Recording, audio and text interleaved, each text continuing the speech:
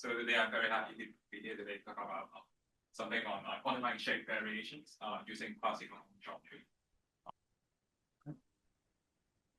So we know that in biology, one of the fundamental questions is to analyze shape, quantify shapes, understand shapes. And actually, even like over 100 years ago, like a famous work by Darcy Thompson on growth and bond was about exactly on how we can use mathematical mappings, mathematical methods, transformations to analyze different shapes, like analyzing the difference between some kind of like fish shapes and so on. And so here what we want to do is exactly to find some kind of good mapping methods for us to analyze different kind of shapes. So one typical examples would be some insect wings, where we can see that there are a lot of variations in terms of the overall shapes. Some are kind of more elongated, some are kind of like rounder and so on. But then there are also some kind of landmarks that we are interested in also analyzing. So how can we find some kind of good mapping methods which take into account all these kind of informations of landmarks, of the overall shapes and so on, so that we can compare them more effectively. And moreover, can we find some way to kind of have the deformation that gives us the information of the shape variations between all these kind of like shapes. So we will start with some 2D shape, 2D simple shapes, and then we will move on to 3D shapes as well. And so talking about ways to quantify shapes, so some traditional methods will include the Procrustes superimposition method. So basically, for the traditional approach, you will be considering some kind of landmark correspondences, and then we will be using some kind of like scaling, translation, rotation, and so on. So that, for example, if we have two kind of inside wing shapes, we will be just extracting some kind of landmark positions and then trying to do some rescaling, shifting, rotating, and so on, so that we can compare them. So of course, it's already a very effective approach, and it's also very quick to compute the mappings and to compute the alignments. But then there are a number of like drawbacks that we have to consider. So one is that the landmarks cannot be exactly matched. As we can see here, even though after considering all these kind of like transformations, the two shapes will still be kind of like different in the positions and so on. And then also the boundary shapes cannot be exactly matched. Then that means if we want to compare the overall like shapes, not just the landmarks, but also the boundary shapes, they cannot be exactly matched. So that gives us some kind of difficulty in terms of analyzing how different they are or how similar they are. And finally, if we want to find a one-one correspondence to compare exactly one positions in the two wings and so on, then in this approach it's sometimes impossible for us to find such kind of correspondence, because they are not exactly matched. So there will be some parts which are kind of like this part here, this part here. So we cannot easily find one corresponding position in the other wing that can help us do the comparison. So this is one of the traditional approach. And then another traditional approach is the thin plate spline approach, where we again consider some kind of landmark correspondences. So we have ZI, WI, and so on. And then in this case, we'll be finding some kind of mappings that minimize some kind of like energies. So there would be some kind of like matching energy between the landmark like different landmark correspondences. And then there are also some kind of like smoothness terms and so on. So that if we try to minimize this, then we will be getting a smooth mapping which kind of like roughly aligns the landmarks and also give us a kind of smooth deformation transformations from one to another. But then there are again some kind of drawbacks or limitations in this approach. One is that again the landmarks cannot be exactly matched, and the boundaries also cannot be exactly matched. So if we consider like some kind of like shape like this, then at most we can consider some kind of landmark positions and then try to find a good mapping of this shape to another shape. But then there's no guarantee that we can exactly match the landmarks and also the boundaries and so on. And another issue is that there may be some kind of foldovers which may exist, and that means there are again no one-one correspondence. So here there are already some kind of like foldovers at this part here, which may not be very easy to see. But if you look into this, then you will find that it's actually with some kind of foldovers. That means there is no bijectivity in this kind of like transformations. And so again, this is another drawback that we have to be careful about. So besides this kind of Procrustes superimposition and also the thin plate spines, so what are the other methods that we can use in terms of like comparing shapes or doing shape mappings? So one approach is the conformal mapping. So conformal mapping is the typical technique in complex analysis, where we are considering some kind of mappings that satisfy the Cauchy-Riemann equations in this form. So we have partial u partial x equals partial v dv dy, and also like the other one. So these are the Cauchy-Riemann equations. And we know that conformal mappings are advantageous in some of the aspects. So one is that it's angle preserving, in the sense that if you consider like a shape like this, under a conformal mapping, it will be transformed into a shape like this. where all the angles, like all these kind of right angles, are actually preserved. So that means the local geometry is also preserved in conformal mapping. So that's one good thing about conformal mapping. So at least we know that at some level, so the local geometry, the geometric information are preserved. And then another good thing is that conformal mappings are bijective. That means there will not be any foldovers. So if you consider a mapping from here to here, so there will not be any kind of like overlapping paths and so on. And then another good thing is that there is some kind of theoretical guarantee by the Riemann mapping theorem, which says that if we have two different planar domains, simply connected planar domains, then we can always find a conformal mapping that maps one to another one. So because of these good guarantees, there has been quite a lot of works studying how we can use conformal mapping to do shape comparison and shape mappings. For example, there was a work like around 10 years ago on studying leaf growth using conformal mapping. So we have like some kind of like leaf shape to another leaf shapes, and then we can consider conformal mappings as a way to kind of model the shape growth and shape changes. And then a more recent work was on studying insect wings. And again, like we can use a conformal mapping to map a shape like this onto like a unit disk, and then we can do comparison between different kind of wings on the unit disk. So that's one good thing about conformal mapping. So it's like angle preserving, and another good thing is that it's theoretically guaranteed by the Riemann mapping theorem. So there are some kind of mathematical guarantee that you can always find a conformal mapping. But then there are still some limitations. So one limitation is that so even in this case, so the landmark constraints cannot be satisfied in general. So we know that if we are just considering the overall shape, like if we have the overall leaf shape, the overall wing shape, and so on, we can always find a conformal mapping that maps one onto another. But if we also have to consider some kind of like landmark constraints, like this kind of like vane intersection positions and so on, then conformal mappings may not be possible. So there may not be any conformal map that satisfies both the landmark constraints and also the boundary correspondence. So that means in this case, conformal mapping is still kind of limited in the sense that it can roughly align like or match two overall shapes, but then if you also have to consider some kind of like feature landmarks and so on, then it's still not very satisfactory. So that motivates the next concept of quasi-conformal mapping. So quasi-conformal mappings are a generalization of conformal maps in the sense that recall that conformal mappings satisfy the Cauchy-Riemann equation in this form.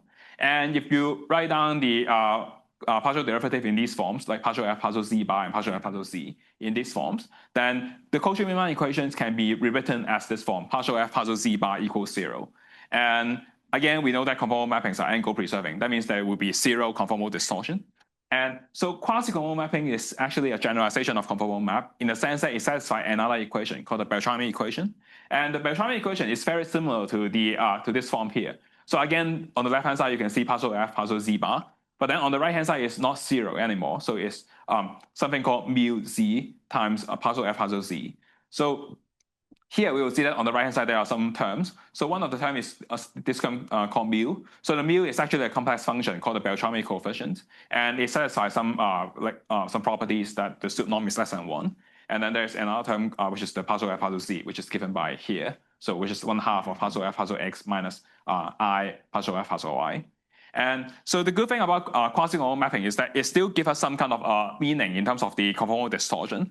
So conformal mapping is with 0 conformal distortion, while quasi-conformal mapping, we can regard it as kind of mapping with bounded conformal distortion.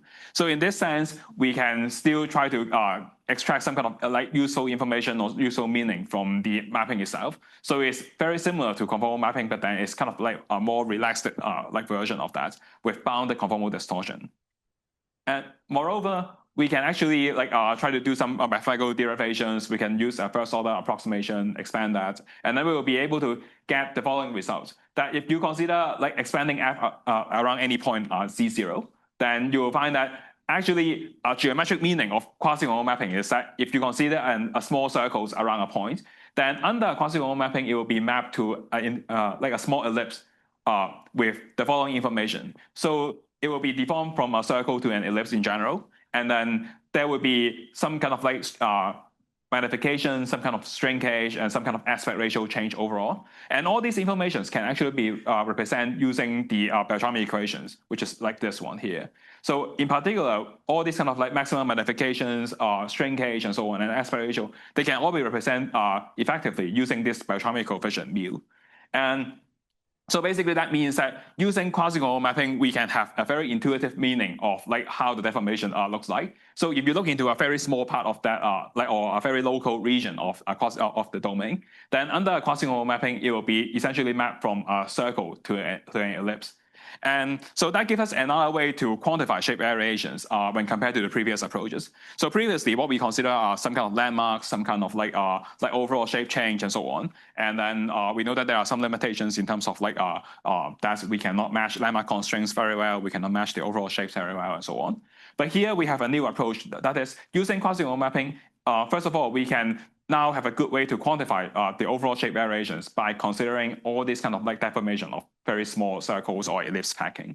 So recall that like this is kind of talking about small circles around any point. So if you consider a circle packing of your overall domain, that means you have many like small circles.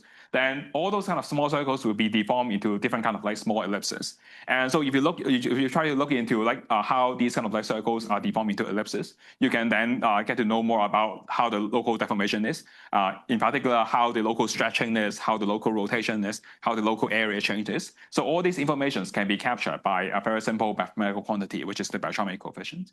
And then another advantage is that so overall, we know that a quasi-conformal mapping will be mapping like some small circles to some small ellipses. But then actually, we can also further control some part of the properties of these kind of circles or ellipses and so on. So for example, you can try to like enforce that all these kind of like circles are mapped to ellipses with the same aspect ratio, or you can also try to like limit like how the stretching is or how the area changes and so on. So that gives us another way to kind of like have a more precise method to map a shape to another shape. And then another good thing is that you can also incorporate landmark constraints in this kind of mapping computations. So if you're given two different shapes, you have different landmark constraints, you have different boundary correspondence, you can always find some suitable quasi-conformal mapping that map one shape onto another shape. So that's a good thing about, yeah. So this is a very general transformation. Yes. Leading order, right? So right. Conformality preserves. So what are the constraints? How many degrees of freedom do you have? Yeah, so that's a very good question. So in general, if you look into just a local, like a very like a local small circle, so there can be the rotation, there can be the kind of like the area change, and also the aspect ratio change. So you can consider that like there are like 3 different kind of like degrees of freedom in this case. Yeah, that's in general. Quasi-conformality. Yeah, so the quasi-conformality will be mainly captured by the aspect ratio change, which is the stretching. So you can actually like further limit the stretching, like or like you can also limit this kind of like local area change or local rotations and so on. But the overall idea is that you can extend the conformal mapping from this formulation to this formulation, so that at each like local point you can consider all this kind of freedom, and then you can choose to free some of the freedom. You can choose to like further like make it flexible and so on. Any other questions so far? Yeah. So that's about a general formulation of quasi-conformal mapping. And as I mentioned, so with quasi-conformal mapping, we can further like incorporate, or we can further enforce or control some of the properties of the circles to ellipse deformations. And that actually gives us a good way to kind of quantify some kind of shape variations. So here we would like to use the following data set to kind of like test our methodology. So we are considering a problem of inside wing morphometry using quasi-conformal mappings. And in particular, we are considering a set of Hawaiian Drosophila like wing database. And so in this wing database, there are like different kind of like Hawaiian Drosophila wings. They have variations in the overall wing shape, as I just shown like previously. So some of them are rounder, some of them are more elongate, and so on. And also the wing intersection positions, the landmarks are also a little bit quite different, actually. So some are like some of them are kind of like more close to each other, like this one, and some of them are kind of like further away from each other, and so on. So, but we can always find all these kind of like intersection or these kind of like landmark positions. So these can be giving us like a set of like consistent correspondence or features for comparison, and also together with the overall wing shapes. So here, what we want to do is to exactly use the quasi-conformal mapping to analyze the difference between these kind of like planar inside wing shapes. And as we mentioned before, so there are many different kind of quasi-conformal mappings that we can consider. And in particular, we will be considering one specific class of quasi-conformal mapping called the Teichmüller map. So we call that the quasi-conformal mapping satisfy the Beltrami equations in which there is some term called the Beltrami coefficient. And for tabular map, we are considering a specific type of Beltrami coefficients, where the Beltrami coefficient is given by this form, k times phi bar over phi. So phi is a complex value function and k is just a constant. And in other words, what we have is a more specific type of quasi-conformal mappings in which the aspect ratio is actually a constant. So the aspect ratio is given by 1 plus the norm of mu divided by 1 minus the norm of mu. And we know that in this form, the norm of mu is exactly k, which is a constant. So now we know that the aspect ratio of all the local ellipses will be a constant. So that means if you consider all these kind of small circles mapped to small ellipses, so although there will be difference in general in terms of the overall size change and also the orientation change, the aspect ratio are always the same. So at least we know that for the 3 degrees of freedom, so we have the size change, we have the orientation change, we have the stretching. So we are kind of fixing one of them to be a constant. And using that constant, we can already have a good understanding of the overall shape difference between one shape and another shape. And so that's the good thing about this kind of tabular mapping. And then another thing is that so in other words, we have a uniform conformal distortion over the entire domain. So that gives us an effective way to compare two different shapes by using one kind of concept of constant aspect ratio change. And with that, so here are some additional explanation of why we consider tabular mapping and why tabular mapping would be a good method for us to analyze or quantify shape variations. So first of all, we can consider this as a way to naturally distribute the distortions. So imagine that we have a very simple transformation from a square to a rectangle or from an I shape to a C shape. Then if you consider a tabular mapping, that means all the small circles are mapped to small ellipses with the same kind of aspect ratio change. So that means if you have some kind of banding, stretching, and so on, they will be kind of naturally distributed over the entire domain, so that we can have one single number that gives us the difference between two different shapes that kind of quantify the difference between two different shapes. And then another good thing is that, as I mentioned before, so we can also incorporate landmark constraints. While in the traditional approach of conformal mapping, we cannot incorporate landmark constraints. So that's one good thing. And then there is also some kind of theoretical results or theoretical supports on the existence and uniqueness. So the theoretical result is that if we are given some kind of boundary mapping and we are given some kind of landmark correspondences, there exists a unique tabular mapping that satisfies these constraints. So we can have a unique tabular mapping from one shape to another shape that matches the boundary, that matches all the landmark constraints, and also the function, the mapping will be achieving a minimum value of 1 plus norm of mu divided by 1 minus norm of mu over the all the landmark matching quasi-conformal mappings.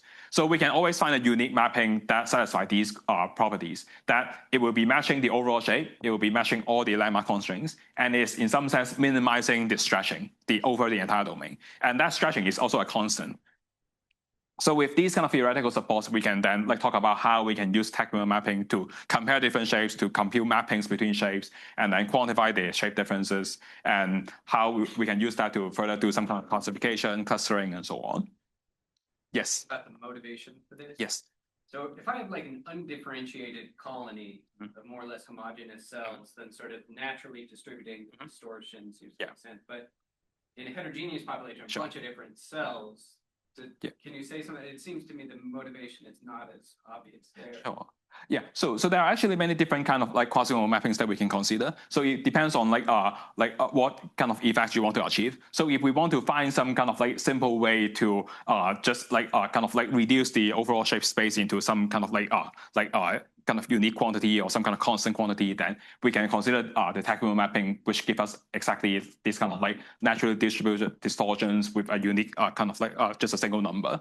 But of course, there can be also some other type of quasi-conformal mappings that can help us understand some particular paths with larger deformations or smaller deformations and so on. So here we are just trying to reduce the overall space into kind of a smaller space. Yeah. Yes. And you still have 2 degrees of freedom, a sign and an orientation, yes, like a nomadic order and a size. Exactly. Right. So you could think, well, it's not obvious that this is, as you just said, the only way to do it, but you still have a lot of freedom per, cell subpopulation. Right. To do something. Yes, so later on I will also show some examples of like how we can use this kind of technical mapping to further analyze like local area change and local orientation change of like of some kind of developmental process. But basically like by using this kind of mapping, we can already satisfy all those kind of like landmark kind of matching position, landmark matching conditions, and also the boundary matching conditions and so on. And then we can focus on like the remaining freedom and analyze like what they tell us, what kind of information they give us.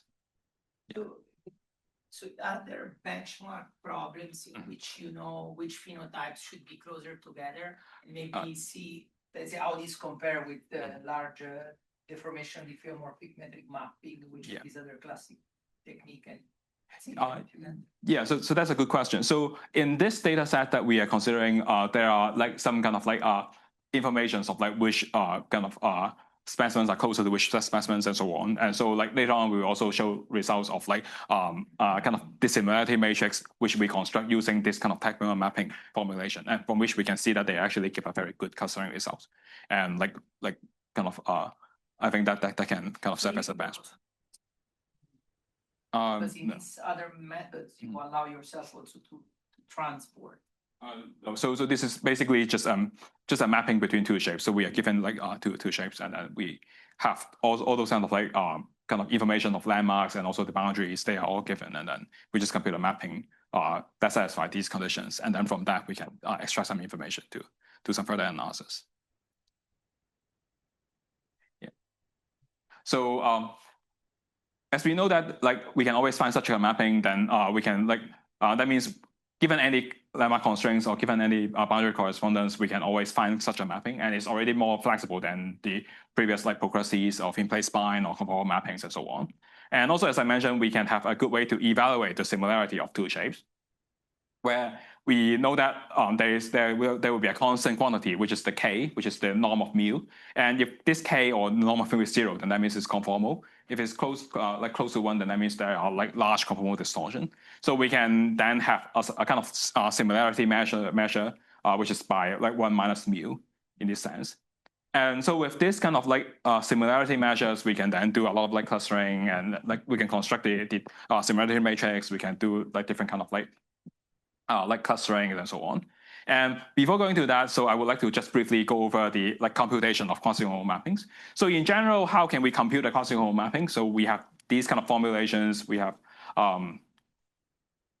these kind of formulations. We know that if we are given some kind of boundary correspondence or landmark correspondence, we want to find a mapping F here.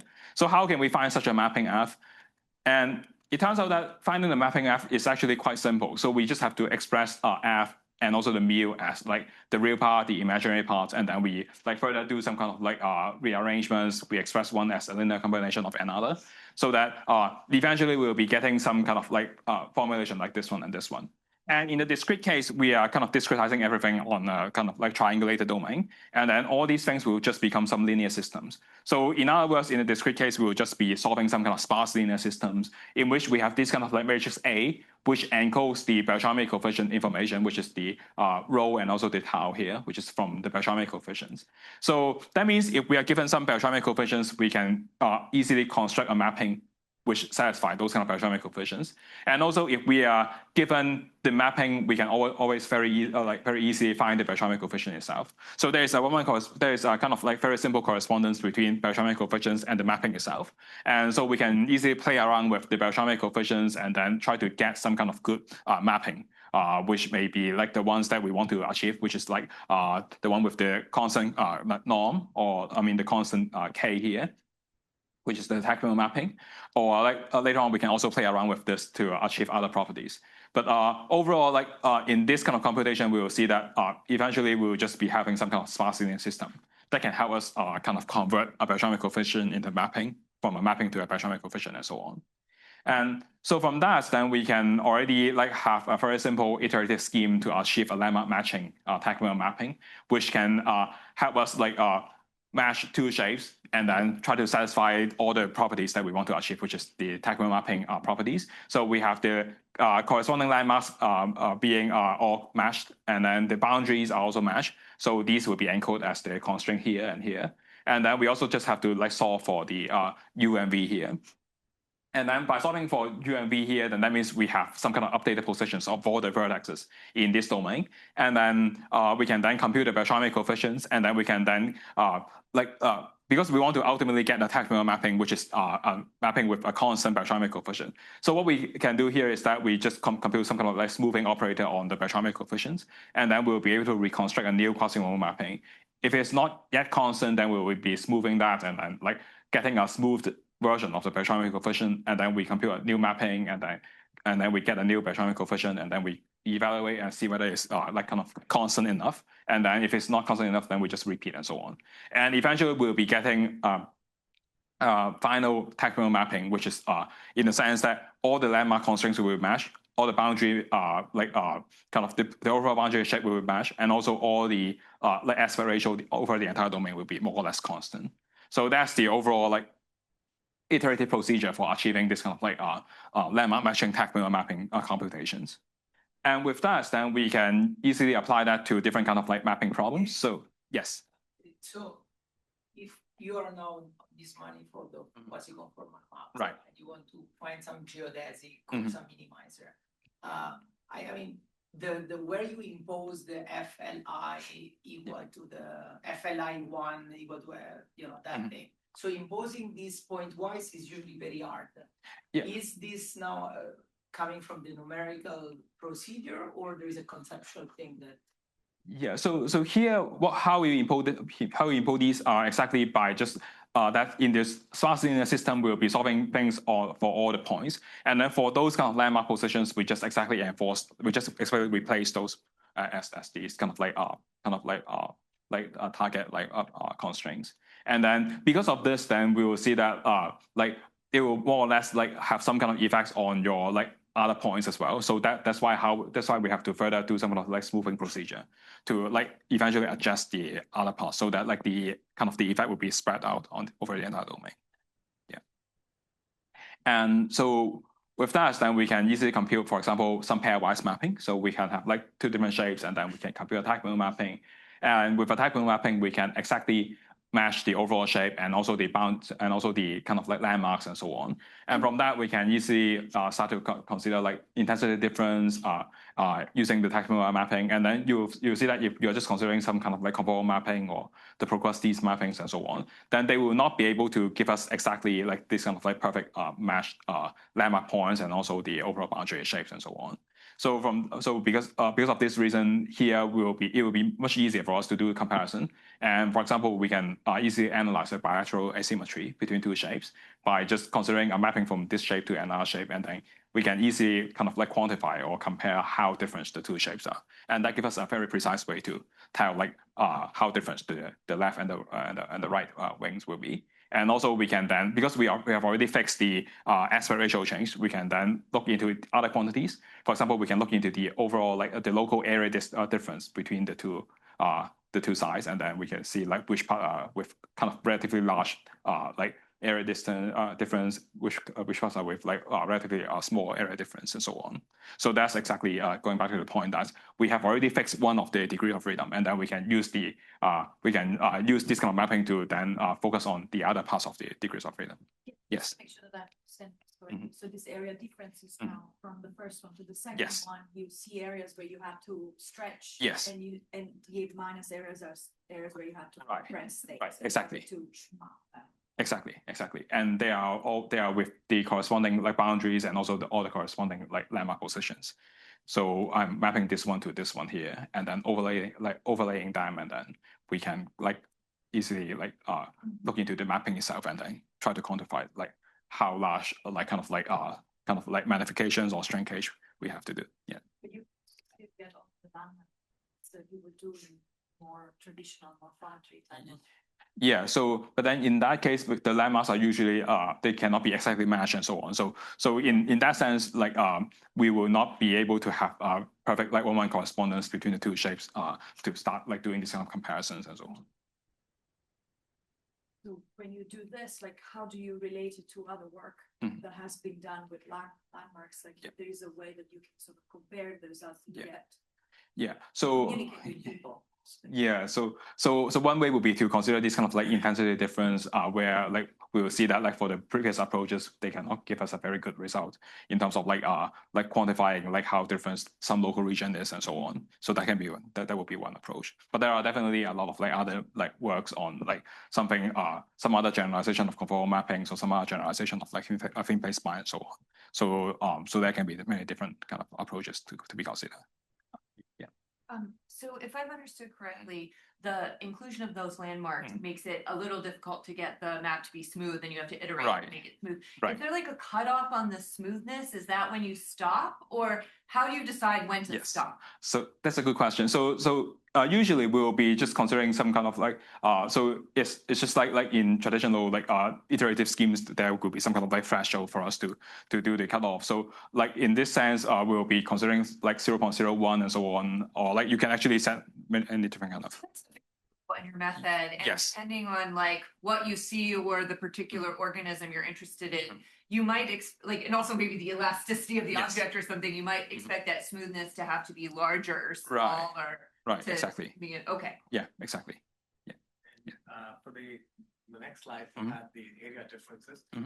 Is there data available for the cell sizes? So in these, in this case, with these two wings, and then if you look at the differences in cell sizes, how much does that? How do those maps compare to the from? Yes, so that's a good question. I think for this data set, we don't have the cell sizes, but definitely if we try to apply this to other problems with the cell sizes available, then it will be a very good kind of test to check. Yeah. But kinematically, this is a confluent epithelium, so the area would be equal everywhere. I mean, the cell area, yes, but you're gonna just have more area, but you're not gonna have any change in. I mean, the apical area can change, but if you have more cells in a particular patch, you're gonna still have that everything is full of cells. Sure. So it should always be area equal to 1. Now, if you modulate number of areas and the apical area is a degree of freedom that shouldn't be seen by its continuum maps. Yeah, but maybe the area difference over here, if I'm understanding, is like is your voxelator discretize, you're asking tiny patches. Yes. In the first wing, when they get mapped to the second wing, how much do they get dilated? Right. But I guess your point is you could accommodate that area change either by an apical area increase or cell divisions. And but the thing is, this doesn't know because it doesn't have that level of granularity. Sure. Yeah, but definitely in terms of computations, we can just have a finite mesh or causal mesh, and so depending on like what the cell sizes is, we can just set a very similar one. Yeah. Maybe as a comment to a question that Lisa you posed about smoothness, there's an easy way to essentially address that directly through a variational formulation where you say that you also want to minimize the gradient of the Beltrami coefficient. So just gradient. And that would be a parameter, like the coefficient that sits in front of that would say how much. That's a regularization parameter. How much do I want? And probably you could guess what that is based on the mechanics, for example. People have done that. We've done that. So with this, then we can then move on to like the consideration of like how we can quantify the similarity using the Beltrami coefficients, which using this kind of 1 minus mu. And so in this case, 1 minus mu would be that. So it will be like ranging from 0 to 1. So if it's like if we have a small mu close to 0, then that means it's closer to conformal. So and then if we have a large mu, then that means there is a very large distortion. And so we can just consider 1 minus mu as the similarity matrix. And then here, by using this similarity matrix, we can do different kind of clusterings, and then we can try different kind of clustering methods. You can try like k-means or like hierarchical or like density based and so on. But overall, like they will all give us very similar results in the sense that like we'll be really seeing that if they are from the same kind of group, so we have like different kind of like markers representing different groups, and the color representing the clustering results that we get from this similarity matrix, and we will see that it's actually giving us a very good classifications or clustering effects in terms of like the group, like the Planetibia group will be kind of like more or less like clustered into one group, and then similar for the Glabiaprax group and so on and so on. So that go back like to the question of like it's kind of more or less like a given information like from the data sets, and then we can see that it's actually matching the group very well.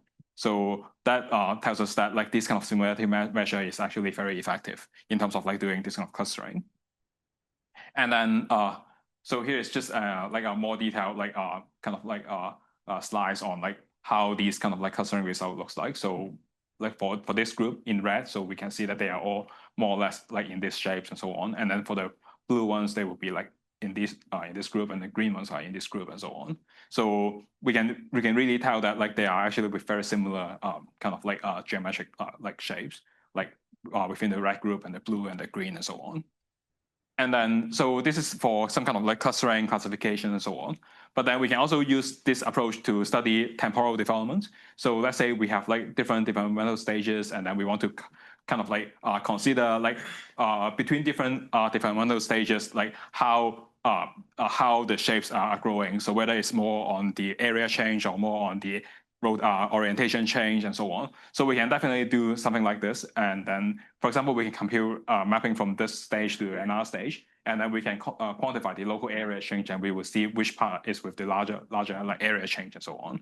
And also the local orientation change as well. So we will be able to see like which part is with the largest like local orientation change and smaller orientation change and so on. And so we can have this kind of like analysis by using just a successive like mapping from one to another stage and so on and so forth. So that's something that we can also achieve using this kind of like technical mapping approach. And so basically it shows that like using this kind of like generalization of conformal mappings, we can already have a good way to do shape to quantify shape variations by looking into these kind of different informations in terms of the local stretching, local area change, local orientation change, and so on. And then another thing is that, so far we have been considering just 2D data sets, some 2D shapes. But then if we want to move on to some kind of like 3D shapes, then how can we do a similar analysis? So there's another problem that we have been that we have looked into a few years ago, which is on some kind of like tooth data sets. So for this kind of tooth data set, we have like again different kind of like shapes. This time they are all in 3D shapes. They are all like 3D scans and so on. And then we also have some kind of like landmarks, which are some kind of like cut positions, which are highlighted in red. So these kind of points. So they are the points which the dental researchers consider as important features. And so again, now what we want to do is that we want to analyze the variation in terms of this kind of like 3D shapes. And again, we also want to take into account all this kind of like overall boundary shapes and also the landmark positions and so on. But the problem is in 3D this time. So what we want to do is that we want to add some kind of additional procedures to our previous framework. So in our previous framework, we just consider a 2D planar problem where we have a shape mapped to another shape and so on. But this time we have some 3D shapes. So we have to add some additional like steps, which is something called surface parametrization. So surface parametrization is actually a method to kind of, or a class of methods to map a complicated surface in 3D to a simple domain.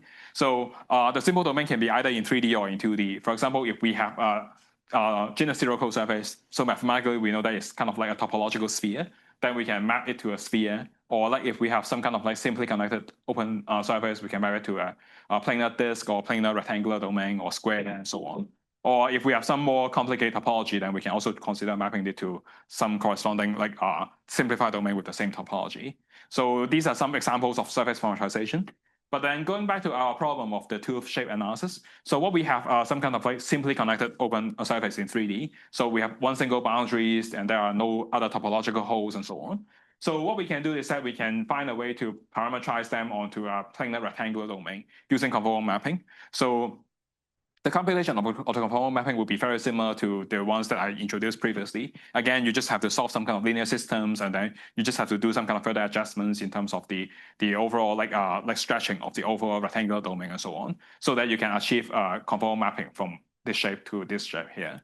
And then in this mapping here, we have not yet enforced any landmark constraints. So these kind of red points are just like they just follow from the conformal parameterization. And we didn't enforce any like further constraints on them. But then, so now if we have like two different kind of tool shapes, we want to do some analysis on them, then what we have to do is that we can just like kind of flatten or parameterize each of them onto a planar domain, and then we can compute a mapping between them. So that gives us a way to apply what we have like utilized previously. That is a planar mapping from one shape to another shape, with the landmarks considered, with the boundary considered, and then the overall shape. The overall mapping will be determined by using the Tactile mapping. So.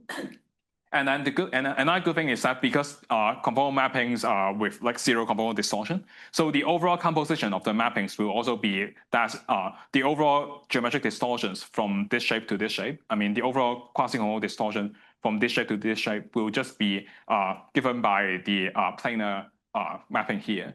Because like this part is conformal, this part is conformal, so they induce no conformal distortion. So the only part that induces conformal distortion will be in this part here. So that means like if we want to like still find some way to analyze how different the two shapes are in 3D, we can actually reduce the problem into this kind of 2D problem. And then again, use the same set of approaches to compute this kind of like landmark matching tactile mapping. And so with that, then we can find our one correspondence between any two like tooth shapes in 3D. And then with that, then we can easily compute this different kind of like curvature difference, like mean curvature difference, Gaussian curvature difference, and so on.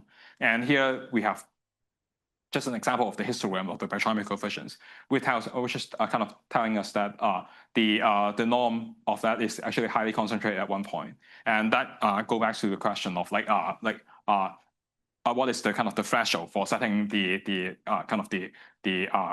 stopping criteria for the iterative scheme. So usually kind of if you look into this kind of histograms, you see that they are more or less highly concentrated at one point, then you will see that it's actually kind of like sufficiently tactile. And then we can like use that as the like final results and then compute like the curvature difference and so on. And then another related problem on tooth morphometry is that, so we also look into another set of tooth data. So this time we have some kind of like New World monkey tooth data sets. So they are all available from MorphoSource. And then, so in this case, so again, we have some kind of like 3D tooth shapes. And again, there are some kind of like prominent positions as landmarks that we want to analyze. But then another challenge here is that they may only have partial shape correspondence, in the sense that in the previous case, we are always considering that this boundary and this boundary, they should be exactly matching each other. So we know that they should be like, so we should be really mapping a shape from here to here, and the boundary should be exactly matched, the landmark should be exactly matched. And similar for the 2D case previously. So what we have here is also that we are assuming that we want to find a mapping that matches the overall like boundary and also the overall like landmarks and so on. But in the next problem here, what we have are just a set of like 3D scans. In general, you don't know whether the 3D scans are actually giving us the full correspondence. So there may be some cases where you just scan some kind of extra parts like at the bottom and so on, or you have some kind of missing scans and so on. So how can we also accommodate this kind of like potentially partial shape correspondence in the shape mapping?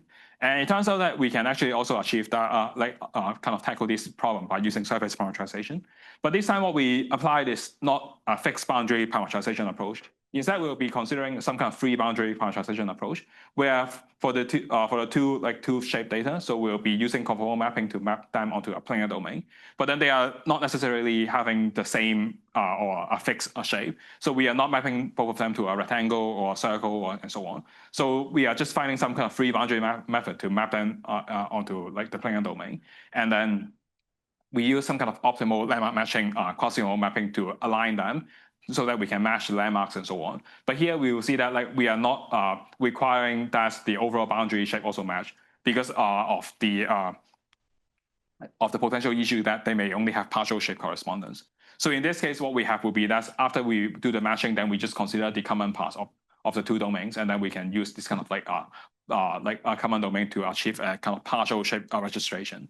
And using this kind of partial shape registration, we will be able to like also compute the shape differences like using this kind of common parts, and then we will be able to consider the mean curvature difference, Gaussian curvature difference, and also the barometric coefficient, the normal barometric coefficient. And by considering these kind of like alpha, beta, gamma, then we can easily quantify how like different the two shapes are, and like whether the shape difference are more on the quasi-conformal distortions, or on the mean curvature difference, or on the Gaussian curvature difference, and so on. And so we did some simple clustering experiments where we consider different kind of like parameters, alpha, beta, gamma. And then we will find that like if you use different kind of alpha, beta, gamma, then you will be able to get different binary clustering results because they are actually quantifying different information. So the first parameter alpha is about the quasi-conformal distortion, which is the mu here. And then the second and the third term, the second and the third parameter, beta and gamma, are more on the mean curvature difference and the Gaussian curvature difference. So we find that if we want to achieve a binary clustering between the fully false and the non-fully false, then kind of a more balanced a set of parameters will be used. And in this case, we'll be getting a very good classifications of them. And then, very good clustering of them, where we have like these two groups exactly being the fully false, and these other three groups are the non-fully false. While if we just use alpha, beta, gamma, which is like 0, 0, 1, that means we drop all the consideration of the Beltrami coefficients, we drop all the consideration of the mean curvature, we just focus on the Gaussian curvature. Then we will be able to get binary clustering of the exactly false and the non-exactly false. And so it means that like using this formulation, we can actually have the flexibility of like further controlling adjusting the parameters here, alpha, beta, gamma, to achieve different kind of like clustering effects. And that can help us understand like how different the two, how different the shapes are, whether the difference between them are more in the curvature or in the overall like geometric distortions and so on. So that's again like one application of the quasi-conformal mapping in terms of like quantifying shape variations. And so with that, then so basically what we have tackled so far are like planar shapes and also like simply connected open surface. That means surfaces with one single boundary.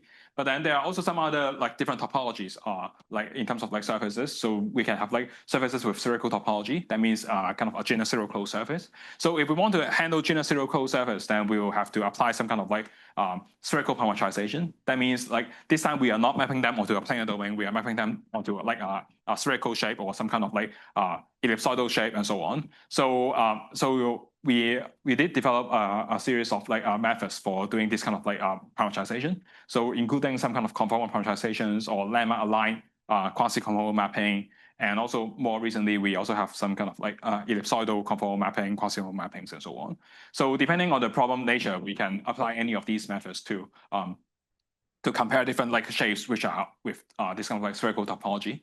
And in fact, so in one of our recent works in eLife, so we try to quantify ferrite ring folding. And the way that we quantify them is exactly by using a spherical parametrization, where we have the like the MRI brain and also some kind of like numerical like simulations. And then what we want to do is that we want to quantify how different the two like brain folding patterns are. And then so the way that we apply this kind of like shape quantification idea is that we map both of them to a spherical domain, and then in this kind of mapping, we also try to align some of the major like so-called landmarks so that we can have a rough alignment of them. But then we can still use the overall like curvature difference to quantify the overall like difference between them and see whether the brain folding patterns are similar to each other. So that's one specific application of the spherical parametrization in terms of like quantifying biological like shape variations. And then another thing is that we can also like try to combine spherical parametrization with spherical harmonics and so on, so that we can analyze like different brain folding patterns at different levels. So we can have the overall shape of the brain by using a small number of like basis functions. We can increase the number of basis functions to get a kind of intermediate representations. We can further increase that to get a kind of like more refined or more detailed representations. But then like from here, we can already see that like at different levels of details, we can see how like similar the two set of like results are. And that gives us like kind of a way to quantify whether like the brain shapes, the real brain shape and the simulate folding patterns are similar to each other. So that's again one application of the like spherical parametrizations. And then, so far we have been considering just conformal mappings and also quasi-conformal mappings. And we know that conformal mappings are angle preserving and quasi-conformal mappings are with some kind of controlled conformal distortions. And also it allows for landmark constraints. But then like there is still another aspect that we haven't addressed, which is that what if we want to control area distortions or we want to achieve area preserving mapping rather than conformal mappings. So conformal mappings will only preserve angle, but not the area. So here you will see that if you have some kind of general 3D shapes, digital surface, and so on, if you use a conformal mapping to map this onto a planar domain, then it may happen that like a large part will be mapped to a very small region, because conformal mapping is just preserving angles; they are not preserving area. While if you consider an area preserving mapping, it may be better in some sense that like the size will not be distorted too much. And so there are also some other cases where we may want to achieve some kind of balanced distortion mapping, which balances between the angle distortion, area distortion, and so on. So after addressing all these kind of like conformal mapping, quasi-conformal mapping like aspects, we would like to move on to consider the consideration of some kind of area preserving mapping or like controlled area distortion mappings. So it turns out that like if we want to achieve this kind of like controlled area distortion mappings, we can use a very simple method, which is actually motivated by some cartogram creation method by Gaston and Newman in 2004. So this technique is called the density equalizing map, where we just consider that we have a domain and then we have different kind of like regions with different densities, and then we want to start with this kind of prescribed density information, and then for the high density region we want it to be enlarged, or for the low density region we want it to be shrink. And then so if we want to achieve this, then we can just use a very simple diffusion equation, and then from the diffusion equation we can get the velocity field, and then we can get the displacements. And so under this kind of like continuous procedure, we will be able to kind of like go from a domain like this to a domain like this, where the high density region will be expanding, the lower density region will be shrink. And so in terms of surface mapping and parameterization, we want to exactly achieve some kind of effect like this, where for some regions that we want it to be kind of like with a larger area or a small area, we want to be able to kind of like prescribe some kind of information in terms of the computation of the mapping. And so what we have here is that, like, based on this idea of density diffusion, we then consider a mapping method for a surface parameterization, where we can really achieve this kind of like enlarge or shrinking specific regions, or we can even achieve like area preserving mapping, and that complements the previous consideration of conformal mapping or quasi-conformal mappings. And the overall procedure is that we are given some kind of 3D surface, and then we can use some initial flattening, and then we can compute some kind of like planar iterative procedure to kind of move the points while satisfying the diffusion equation and so on. And then eventually we'll be able to get a final density equalizing map, which is based on the prescribed density. And one particular case is that if we prescribe the density based on some kind of area information, then we will be able to achieve an area preserving mapping of the given surface. So long story short, so basically we have like 3D surface, and then we first extract the boundary, and we compute some kind of boundary mapping by using a very simple flattening procedure. And then for the interior mapping, we also use some standard technique like the tube embedding. And with that, then we can easily construct a planar domain to work with. And from the planar domain, then basically the problem would be much easier to solve, because we just have a 2D to 2D problem, and then we just have to design some kind of like suitable density on the 2D domain, and then we can just like easily like try to use some kind of continuous deformation to transform the domain. And so in this kind of transformations, what we have is that, so this is actually the original work by Gaston and Newman in terms of cartogram creation. So they have some kind of like world map, they have some kind of informations like populations and so on. And then they can put those kind of information as a density, and then try to enlarge or shrink different kind of like regions to kind of highlight the geographical information or the kind of like sociological information. But here in our problem, what we want to do is that we want to adjust, or we want to set this kind of density based on our desired effect of the mapping. So if we want some parts to be enlarged, or if we want some parts to be shrink, then we want to set a larger density or a smaller density there. So here what we want to first recover is like this kind of like one specific technique in the original density equalizing mapping approach, which is that in this original approach, they also have to consider the C region, where the C region will be just an auxiliary region for allowing for a free deformation of the overall domain. So the way that they set the density at the C will be just the average density of the entire shape. So even though there are no population exactly on the C at the C region, they will just set the density to be based on the average like density of the other parts. And then with that, then you can allow the overall other shapes to be deforming, while the overall domain will still be kind of like fixed. So in our case, we can do the same thing, but then we just use some similar procedures of like doing a reflection, and then we can use a kind of triangulate domain to compute this. And then the way that we discretize this is just that we have some kind of like initial density defined as the population divided by triangle area, where the population are something that we can like easily change. We can change. So the population will be exactly the quantity that we want to put on different regions based on the fact that we want to enlarge some part or shrink some parts. And then once we have set this kind of initial density, then we can just solve the diffusion equation. We can use the cotangent formulation for the Laplacian, and then we can compute density gradients, update the vertex positions, and so on. And then we can just have an iterative scheme. We will just repeat that until the density is equalized. So with that, then we will be able to achieve different effects. For example, we can easily shrink or enlarge different parts, like enlarging a region, shrinking a region, or we can also change the boundary condition easily to achieve some kind of like fixed boundary shape, so we can keep the overall like square shape to be fixed, or we can also map a hexagonal shape to a like circular shape like this. And going back to the problem of surface parameterization, with this approach, we can then like if we are given some kind of input surface, we can easily compute an area preserving mapping, or we can further control different kind of effects, enlarging or shrinking different parts of the surface under this kind of parameterization. And so one particular application would be that we can try to flatten a carotid artery like domain like this into an L-shaped domain like this.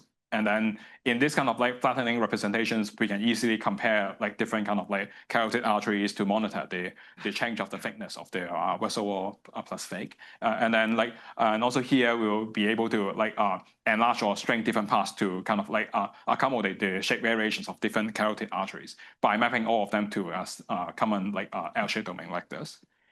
And then another thing is that we may want to like consider like combining the two approaches that we have so far. So far we have considered the conformal approach or the quasi-conformal approach, and also here we also have the density equalizing mapping approach, which is a diffusion-based approach where we just consider some kind of like area distortions. So, but then like if you look into the density-based, the density equalizing mapping approach, it is just based on a very simple diffusion equation, and there is no control of the conformal distortion, there's no lemma constraints, and so on. So what we want to do is that we want to achieve a variational approach where we combine the consideration of the diffusion equation together with some kind of quasi-conformal terms, which give us a combined formulation where we can control the projectivity and the conformal distortions, the lemma constraints, and so on. And we can also extend that to some other like more general surfaces. So with that, then like using this kind of variational approach, we can easily achieve like a more flexible set of mappings where we can like adjust the parameters alpha, beta to kind of try to put more emphasis on the angle preserving parts, or put more emphasis on the density density equalizing parts. And also in this beta term, you will see that there is the gradient of mu. So it's actually controlling the smoothness of the mapping. And so this is just a simple like iterative procedures of how we can like achieve these kind of mappings for a multi-connected domain where we also have some kind of interior host to consider. But then so let me just skip some of these details. But basically the fact is that so under this formulation of combining the quasi-conformal mappings and also the density equalizing mappings, we are able to get a more like flexible set of like kind of like effects where we can easily control whether the mapping is more kind of density rising or more conformal or more quasi-conformal, like more quasi-conformal. And then here are just a couple of like mapping results where we have like one holes or two holes and so on, and then we can also achieve that for surfaces and so on. And we also have some improvement in terms of the projectivity, where we can easily control that there will not be any foldovers in the mapping. And then we can also enforce landmark constraints by like just putting one more like kind of like part in the formulation of the energy. And so with that, then we can kind of like just combine everything that we have so far. So we have the landmark matching, we have some consideration of the conformal distortions, we have some consideration of the kind of density equalizing term and so on. And then we will be able to achieve landmark aligned parametrization. And we can also extend this kind of formulation to spherical parametrization. So previously we talked about spherical parametrization, we talk about conformal spherical parametrization and so on. But if we want to achieve a more area preserving spherical parametrization, that's also possible. So we just have to extend the diffusion-based formulation onto the sphere, where we again have some discrete version of this diffusion equations. And we want to do all this kind of diffusion on the sphere. So we have some additional projection steps to kind of like make sure that the points will be moving along the sphere. They will not be going out of the sphere and so on. And then we have some kind of like recoupling steps to just make sure that it's numerically like stable and so on. And then with that, then we can easily achieve bijectivity. We can kind of similar to the previous case, we can achieve bijectivity. We can resolve this kind of like overlap issues and so on. But going to the results, we'll be able to achieve like either a conformal parameterization of like brane surface like this, or we can have a area preserving mapping of this. So depending on whether we want to have like a more conformal case where like we can look into more on the like local geometric distortions, or we also want to kind of make sure that the mapping is with kind of like area change controlled, then we can use one of these approaches.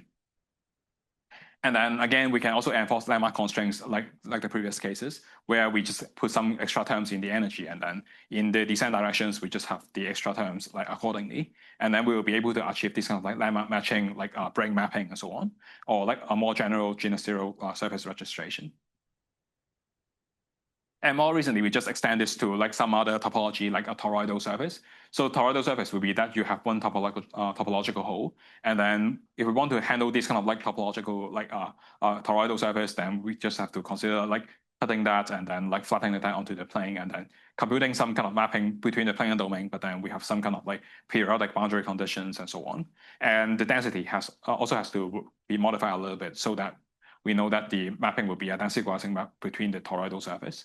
And so one immediate application is that we can apply that to genus one surface parameterization problem. So let's say if we have a vertical Brome surface, so we know that there is one topological hole, then we can actually map it to a toroidal surface like this, and then we can do the analysis on this or like compute some kind of toroidal harmonics and so on. And we can further like extend this to other more generalized customized domain. For example, if we have some kind of like simply connected open surface, we find that it may not be very good for us to just map it onto like a planar disk or planar rectangular shape. We can also use this kind of hemispheroid to be the target domain. And in this case, we can again achieve either conformal mapping or area preserving mapping, or some kind of balanced version between the conformal mapping and area preserving mapping and so on. And the good thing is that we can also combine them with hemispheroidal harmonics and so on for surface decomposition or representations. And so here, for example, we can represent a brane surface like using different level of details and so on. And so some final consideration is that so far we have been considering mappings, but then we can also move on to the consideration of flows, where we consider the entire continuous process from like one stage to another stage and so on. So if we want to consider flow, then basically we can extend what we have like for quasi-conformal mapping to quasi-conformal flows by considering like a series of like snapshots of time points, and then we construct some general cost functions based on like different kind of like terms or different kind of equations and different kind of parameters and so on. And then we can easily achieve some kind of conformal mapping or uniform mapping and so on. And then so that would tell us the overall like the entire like procedure from time equals 0 to time equals Tn, and how like the shape is changing. And then so here are just some examples on like 2D and 3D shapes. So we have some 2D planar like inside wing shapes, and also some kind of like 3D leaf data where we consider computing a quasi-conformal flow from a time point to another time point and so on. But I mean, like between like a series of time points, and then we can easily like analyze the dilation rates and so on. And so just a quick summary. So we have been considering like different kind of problems in terms of like 2D shape morphometry, 3D shape morphometry, in terms of like either planar shapes or these different kind of like surfaces with different topologies. And then we can also extend our consideration from conformal to quasi-conformal to some more area distortion aware or like area preserving mappings. And then finally, we can also extend the work to some kind of like continuous flow problem. And so many of these works are actually available in MATLAB. So we have the codes online, like the shape morphometry for the like inside wings and so on, or for the parameterizations for the conformal, quasi-conformal, and so on. So if you are interested, please feel free to like try the code and so on. So that's all for my talk. Thank you very much.